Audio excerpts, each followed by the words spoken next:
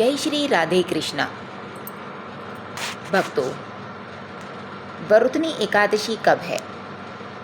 आइए जानते हैं तिथि, पूजा विधि, महत्व, कथा और शुभ मुहूर्त के बारे में। वैशाख माह में कृष्ण पक्ष में पड़ने वाली एकादशी को वरुथनी एकादशी के नाम से जाना जाता है।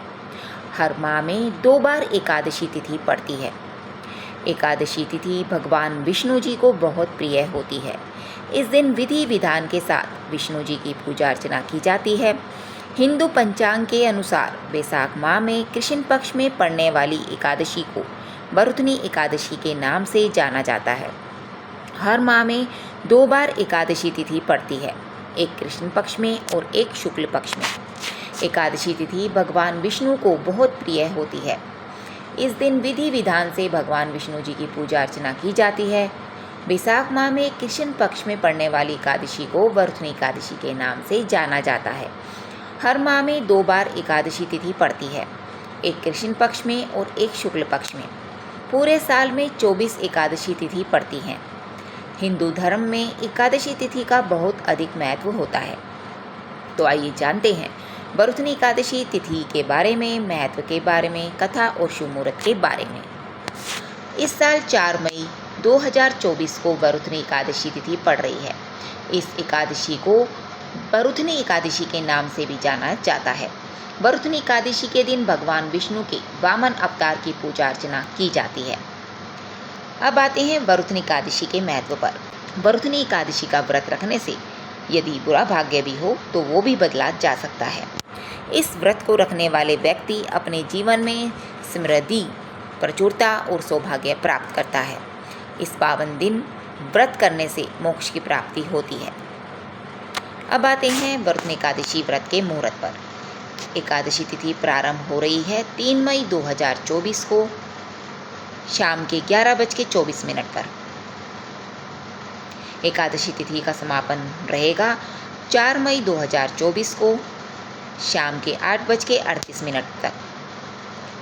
पारण समय रहेगा 5 मई को सुबह 5:51 से 8:28 तक।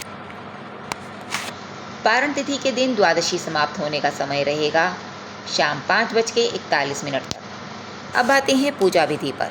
सुबह जल्दी उठकर स्नान आदि से निर्वत हो जाएं। घर के मंदिर में दीप प्रज्वलित करें। भगवान विष्णु का गंगा जल से अभिषेक करें। भगवान विष्णु का गंगा जल से अभिषेक के साथ साथ आप उन्हें तुलसी दल अर्पित करें, पुष्प अर्पित करें। अगर संभव हो तो इस दिन व्रत भी रखें। भगवान की आरती करें, भगवान को भोग लगाएं। इस बात का विशेष ध्यान रखें कि भगवान को सिर्फ सात्विक चीज़ों का भोग लगाया जाता है। भगवान विष्णु के भोग में तुलसी को जरूर शामिल करें। ऐसा माना जाता है कि बिना तुलसी के भगवान विष्णु भोग ग्रहण नहीं करते हैं। इस पावन दिन भगवान विष्णु के साथ ही माता लक्ष्मी जी की भी पूजा करें। इस दिन भगवान का अधिक से अधिक ध्यान करें। अब आते हैं वरुथनी एकादशी व्रत कथा पर। प्राचीन काल में नर्मदा नदी के तट पर मानधाता नामक राजा राज्य करते थे। वह अत्यंत दानशील तथा तपस्वी थे। एक दिन जब वह जंगल में तपस्या कर रहे थे, तभी न जाने कहाँ से एक जंगली भालू आया और राजा का पैर चबाने लगा। राजा पूर्ववत अपनी तपस्या में लीन रहे। कुछ देर बाद पैर चबाते चबाते भालू राजा को घसीटकर पास के जंगल में ले गया। राजा बहुत घबराया, मगर तापस धर्म अनुकूल उसने क्रोध और हिंसा न करके भगवान विष्णु से प्रार्थना की। करुण भाव से भगवान विष्णु को पुकारा। उसकी पुकार सुनकर भगवान श्री हरि विष्णु प्रकट हुए और उन्होंने चक्र से भालू को मार डाला। राजा का पैर भालू पहले ही खा चुका था। इससे राजा बहुत ही शोकाकुल हुए। उन्हें दुखी देखकर भगवान विष्णु बोले, हे वत्स, शोक मत करो। तुम मथुरा जाओ और वरुथनी एकादशी का व्रत रखकर मेरी वराह अवतार मूर्ति की पूजा करो।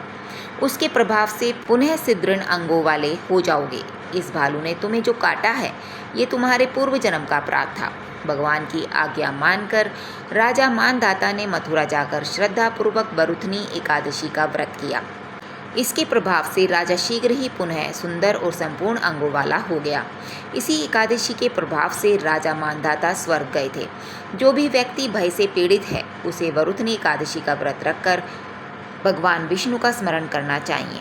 इस व्रत को करने से समस्त पापों का नाश होकर मोक्ष मिलता है। तो भक्तों, यदि आपको हमारी ये वीडियो अच्छी लगती है तो आप हमारे YouTube चैनल ईश्वर कृपा को सब्सक्राइब, लाइक और शेयर करना ना भूलिएगा। बहुत बहुत धन्यवाद।